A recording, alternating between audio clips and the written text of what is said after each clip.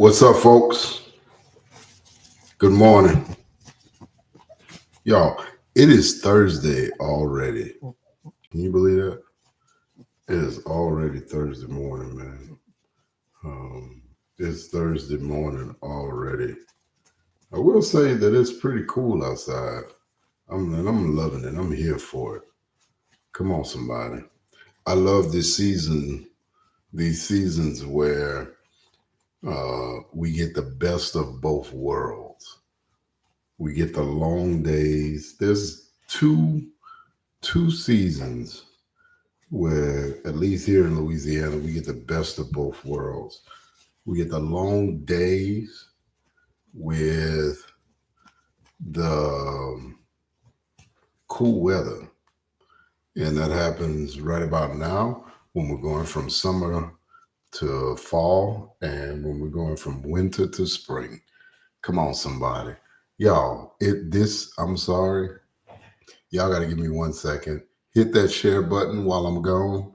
But I left something very, very important that I have to go get. I know this is so ghetto, but I don't care. Give me 1 second.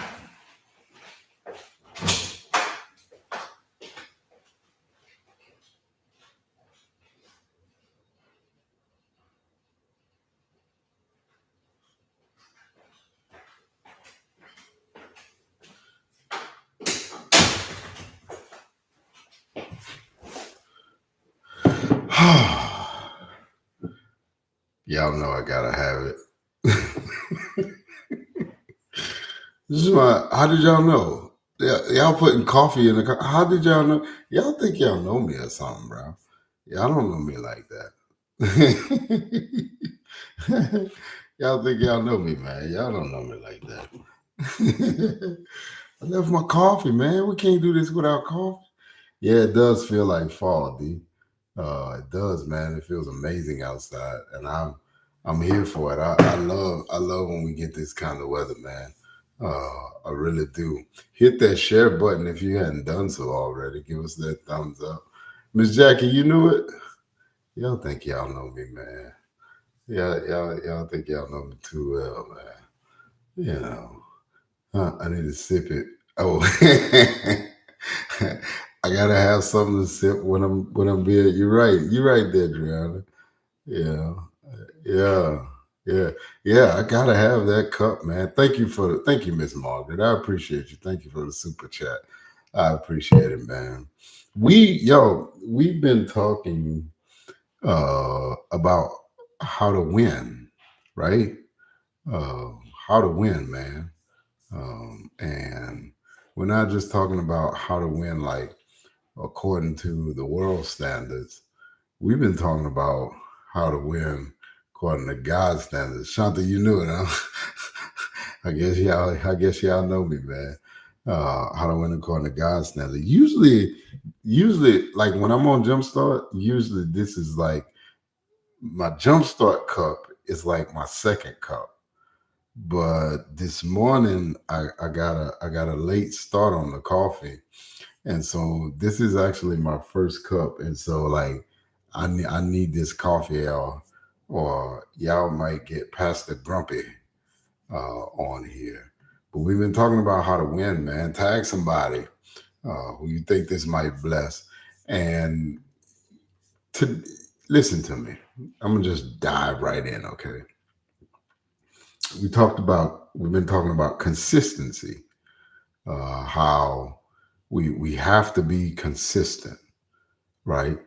How a dream is a picture of what could be, but consistency is the path that makes it real. A dream will show you remember we said yesterday, dream will show you the destination, but it's the consistency, right?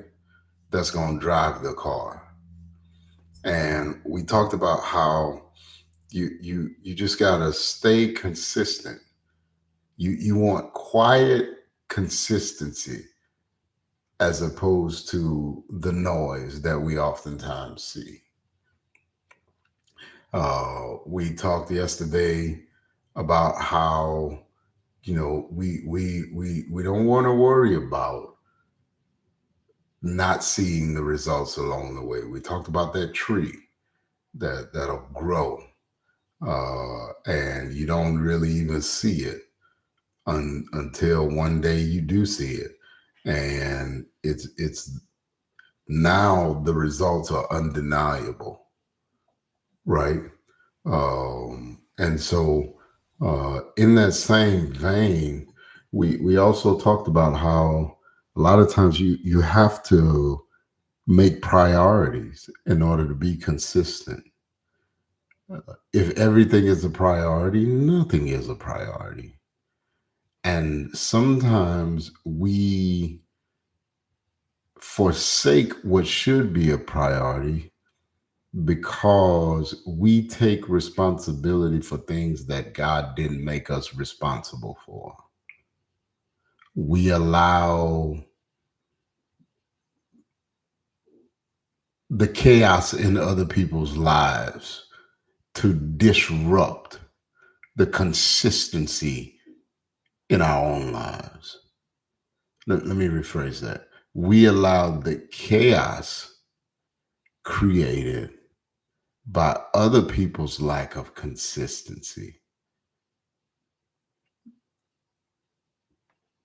the urgent situations that are created by other people's lack of consistency to disrupt the consistency in our own lives. And what we have to do is we have to make sure that we know what we're responsible for. Don't take responsibility for what God didn't make us responsible for. Because when we do, then we only have so much bandwidth, right? We only have so much space. We only have so many resources in terms of time and energy and money and whatever resources you have. You only have so much. And if we waste our resources on things that we are not responsible for, then we don't have the resources that we need to take care of what we should be prioritizing and what we are responsible for. And here's the determination that I have to make if I'm going to win. If it wastes my time, come on, somebody. If it wastes my money, if it wastes my energy, if it wastes my peace, my purpose, my relationships, my potential, I don't want to waste protection on distractions. I want to use my bandwidth to protect those things that have purpose in my life. Are y'all with me? The other thing, and here's the reason why that's important too. And I hope you're picking up what I'm putting down. The other reason why that's important is because sometimes we don't fail because the enemy is attacking. We fail because we're trying to protect what God is trying to prune.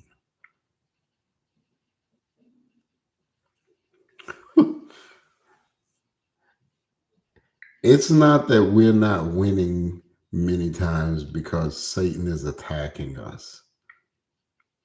Sometimes we are not winning because we are dead set on protecting the things that God is trying to prune from our lives. Come on. Well, y'all need me to break it down. Listen,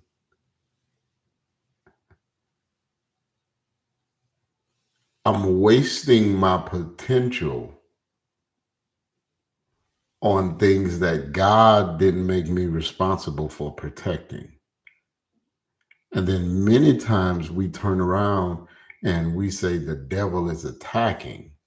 And that's the reason why we're not winning. No, the devil isn't the one that's keeping that dead relationship in your phone. You are. Who? The devil isn't the one. Come on. Making you scroll when you should be being productive. You're protecting the habit. Devil isn't the one that's defending your pride. Come on. Making excuses for your failure. That's not him. That's us. Come on. It listen. Satan didn't go to that sale and swipe that card when for that stuff you can't afford. Satan, come on. Satan, Satan is the one who's refusing to let go of that bitterness. He's not the one hitting that snooze button instead of showing up on time. He ain't the one who's excusing laziness with I don't feel like it. I've got a lot on my plate.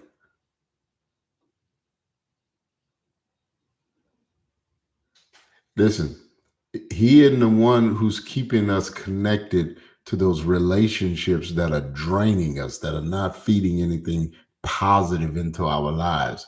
He's not keeping us connected to the gossip. We're keeping ourselves connected. My point is simple. The enemy doesn't need to fight us if we're fighting God's pruning. See, listen, some stuff is not an attack of the enemy. You you we are not under attack. We say we're under attack, but the truth is we're not under attack as much as we're under attachment. Whew. And and you cannot win as long as you are determined to be under attachment.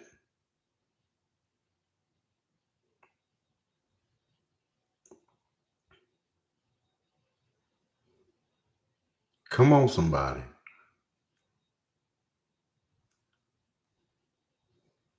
We we say we're under attack,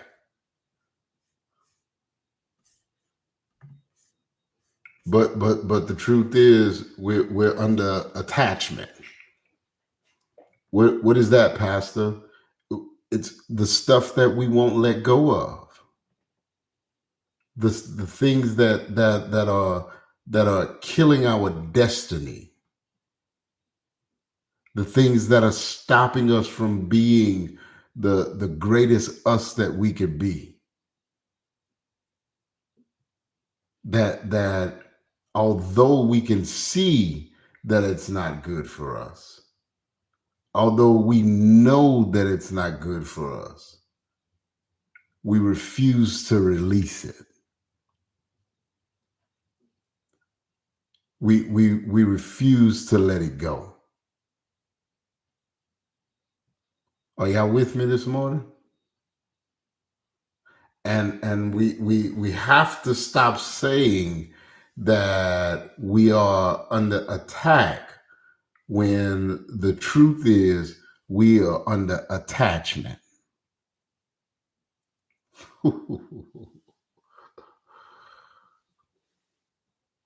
Come on. What are we attached to? For some of us, we're not under attack.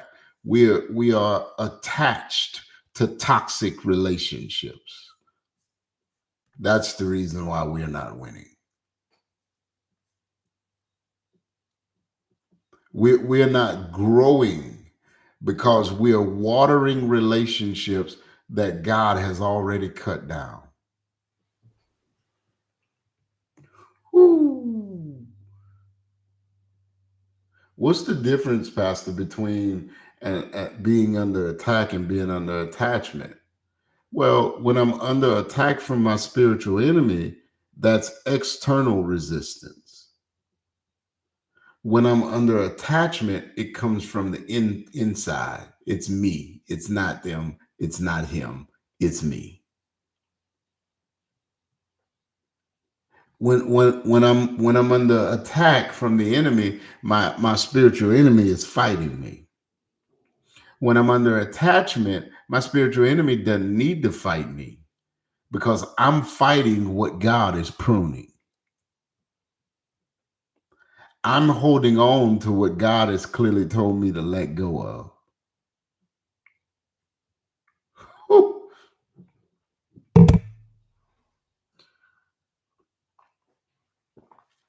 Attacking requires fighting. Attachment requires surrender.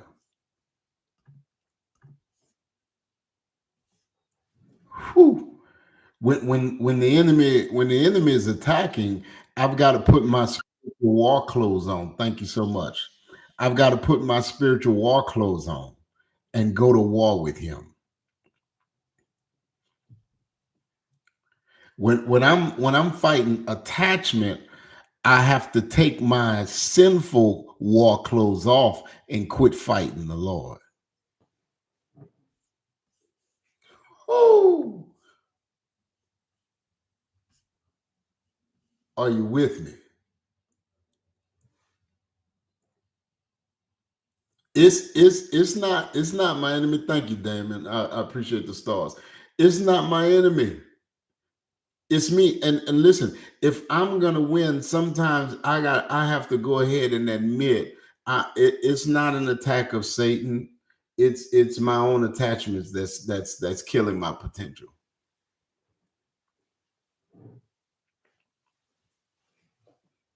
Come on.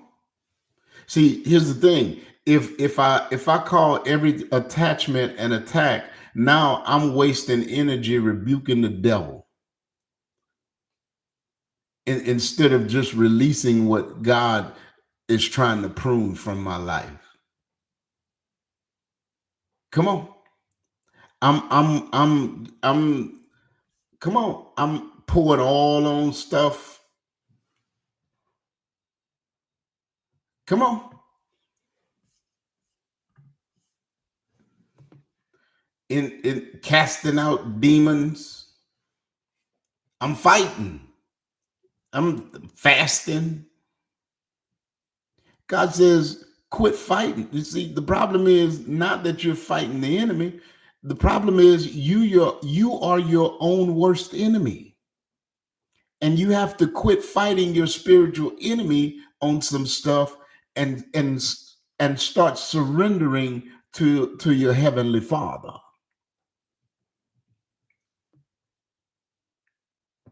Y'all didn't want to hear this morning. Sometimes you don't need deliverance from the devil. You need deliverance from you. Woo!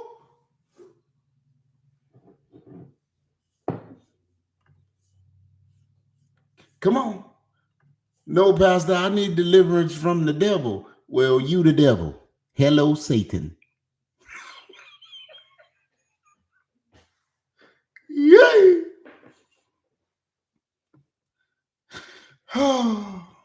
Come on. It's not the enemy. Your spiritual enemy didn't tell you to call that ex back. Didn't make you pick up that phone and reach back out to that ex who God finally got you away from. You know it was toxic. Listen, You can't pray for change and hold on to the chains.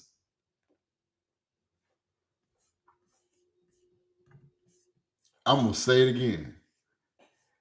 You cannot pray for change in your life and hold on to the chains in your life that's keeping you bound.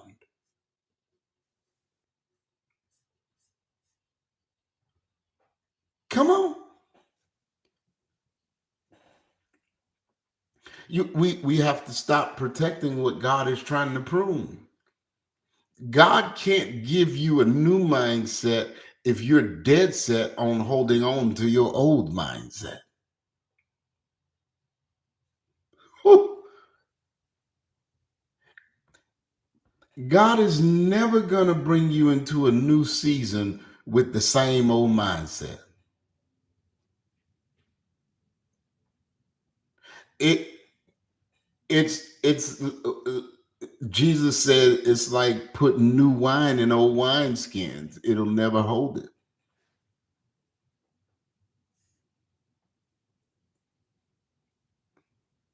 What attachments do we hold on to? Toxic relationships, bad habits, old mindsets that we refuse to let go of. You ready for this? Sinful patterns.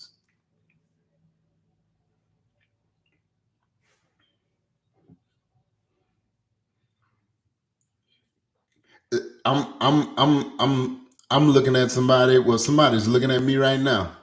And I don't know, but I'm willing to bet that there's somebody who's tuned in right now.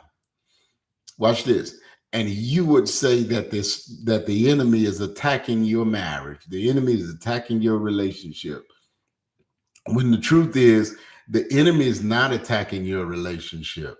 It's a sinful pattern of unforgiveness that's attacking your relationship.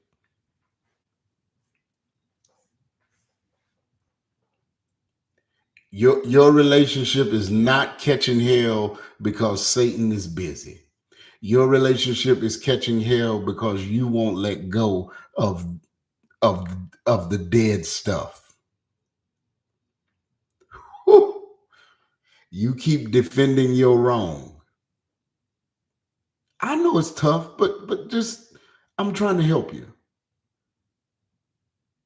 Every time you confront it with it, you don't own it, you gaslight.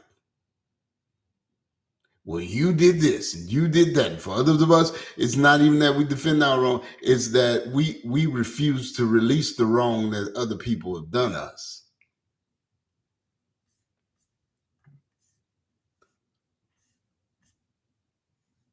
I hope this is helping you. Come on. It it's sometimes it's not attack. It's what we're attached to.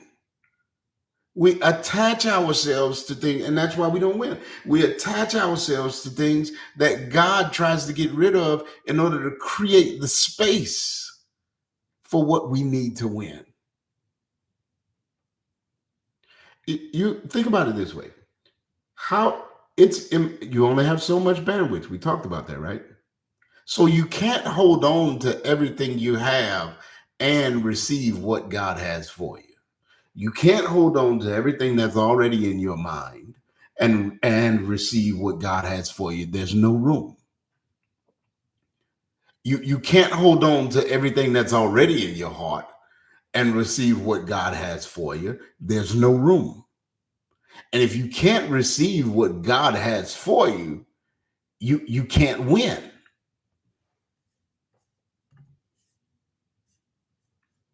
Are y'all with me? It's like you know what it's like? It's like this. It's like we go to the doctor. All right, let's just say we got a sinus infection. Sinus infection. You got a sinus infection. So you go to the doctor, they give you antibiotics, right? No, let's make it more vivid. Let's make it more vivid. Let's make it more vivid. Let's say you get a boil. And the thing about a boil is boils, when you get a boil on your skin, right, it fills with infection. It's painful. It hurts. It's aggravating, right? It's tender to the touch. um and so like you finally get to the place where you're like, this isn't going anywhere. This infection is growing. It's hurting me. I got to do something about it. I'm gonna go to the doctor. I can't fix it. I tried all of the old remedies, and the old remedies aren't working. I'm gonna just go to the doctor. So you go to the doctor. You say, Doc, I got a boil. And doc says, let me see it. And you're like, it's right here. It's right here. Right here.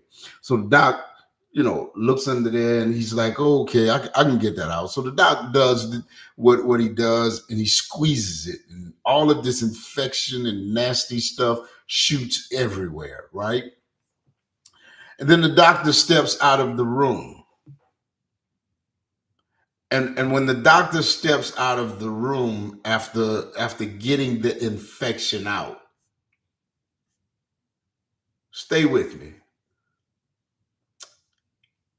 You go and you take a Q-tip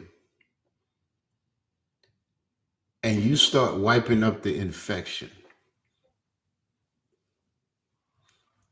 It's gross, isn't it? Putting it back in your womb. You go around the room and you get all of the infection you can find that the doctor just freed you from. Come on. And you put all of that infection back in the womb. And then you leave the doctor and you don't get any better, and you're like, man, that doctor don't know what he's doing. It ain't working. You're supposed to get rid of this. I'm still in pain. I'm still sick.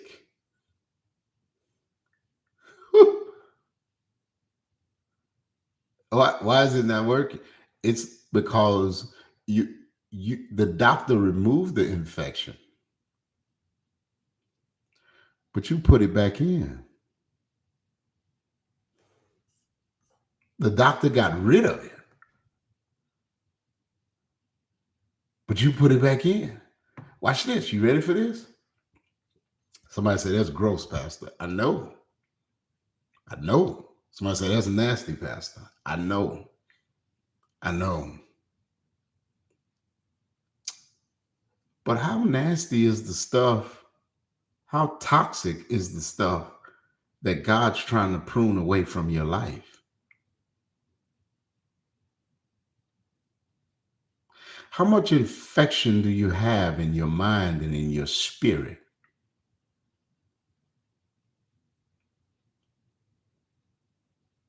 How many toxic people, toxic habits?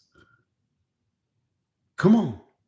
How many infectious mindsets that are making your life sick that God's tried to get rid of so that you can win? And every time God drains it, you go back and get that infection. You just got to have it. Come on. You have to, if you're going to win, you have to stop protecting what God is trying to prune. We've got to stop protecting. Come on, somebody. What God is trying to prune. Are y'all with me? Oh.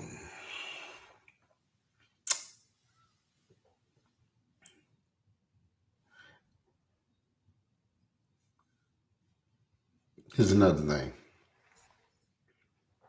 environment. Somebody say environment. I have to, if I'm going to win, I have to, and that's why we got to let go of whatever God's trying to prune, because environment is important. I used to not understand how important environment was. I used to not understand how important the right environment was. There's a time in my life where I didn't realize that creating environment around what you're trying to do is vital to winning. Having the right environment. Um, why does that matter, Pastor? Well, God designed us in such a way that we would be influenced by the environment that we're in. He designed us in such a way that what we consume, we in some way produce. I'm going to say it again. He designed us in such a way that what we consumed, whatever we consume, in some way we produce it. What does that mean? That means that whatever goes into my mind, whatever goes into my body, whatever I consume, at some point and in some way, I'm going to produce. It's going to come out. It's it, it's it's as natural as the cycle of life. If I consume a bunch of junk, how do 2-year-olds? You see these videos and people think they're cute. I don't think they're all that cute myself. Of these 2-year-olds cussing, saying, using filthy language. What? How's a 2-year-old learn the environment? It's what they've been hearing. It's what they've been consuming. And so no wonder that's what's coming out. We're influenced by our environments. That's why scripture warns us about the companies that we keep. Listen, what does this have to do with winning, Pastor? Because you have to make sure that, watch this, in any area of your life where you want to win, create an environment that makes, you ready for this? Makes winning easy and quitting difficult.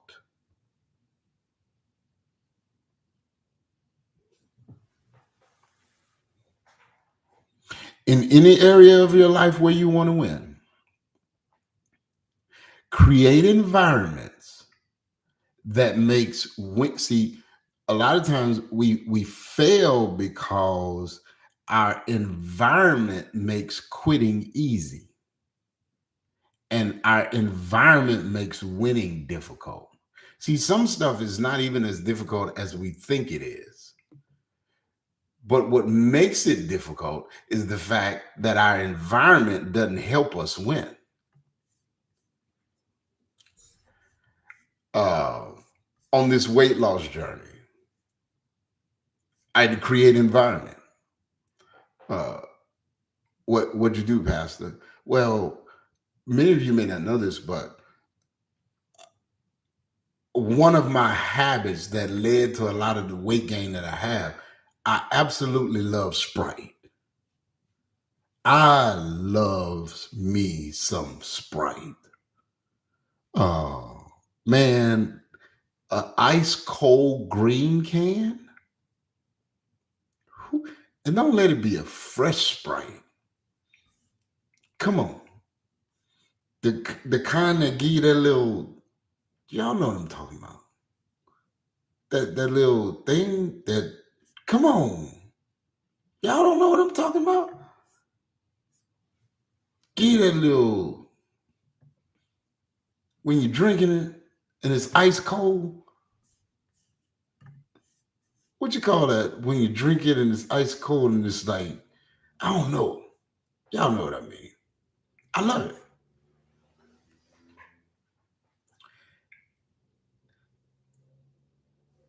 I would keep a 12 pack of Sprite in my house.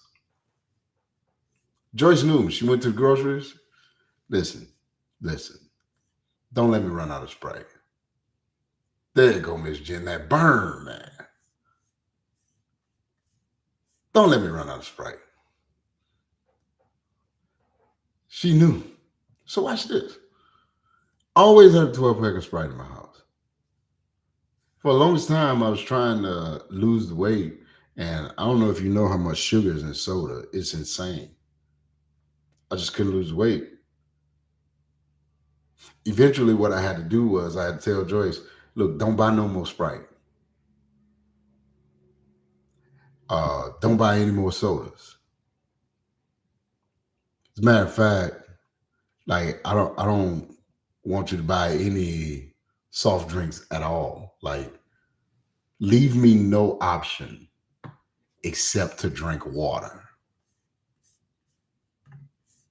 Uh, and it wasn't a big deal for her because, you know, yeah, it tied us to brain freeze. It wasn't a big deal for her because she's a water drinker anyway. So like when I tell her like it's just me and her in the house.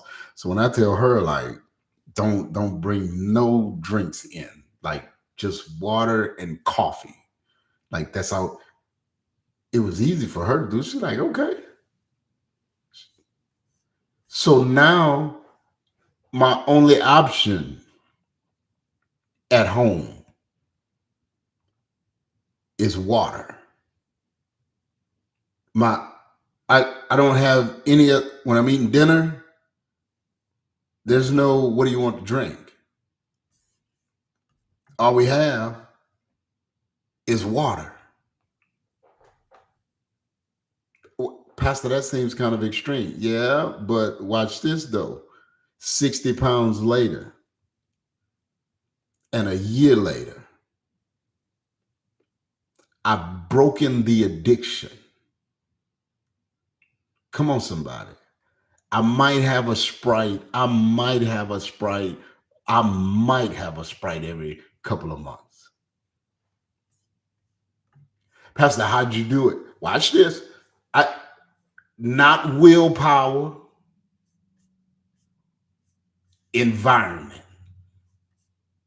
I created an environment that made winning easy. For some of us, the reason why we're not winning is because we're fighting against the environment that we're in. You have to make winning easy and quitting difficult. If I want to get that Sprite, I had to leave the comforts of my home. I got to go to the store and so on and so forth. That ain't worth it. It's just not worth it. Give me the water. Give me the water. Are you creating environments that make winning in the areas that you want to win? Are you creating environments that make winning easy and quitting difficult? What does it look like, Pastor? Well, reduce the friction that you would encounter. Huh? Towards your good habits, like I did with the Sprite. Reduce the friction. I don't have to walk in the pantry and look at the Sprite. There's nothing there. Here's another thing. Create environment. Surround yourself with accountability.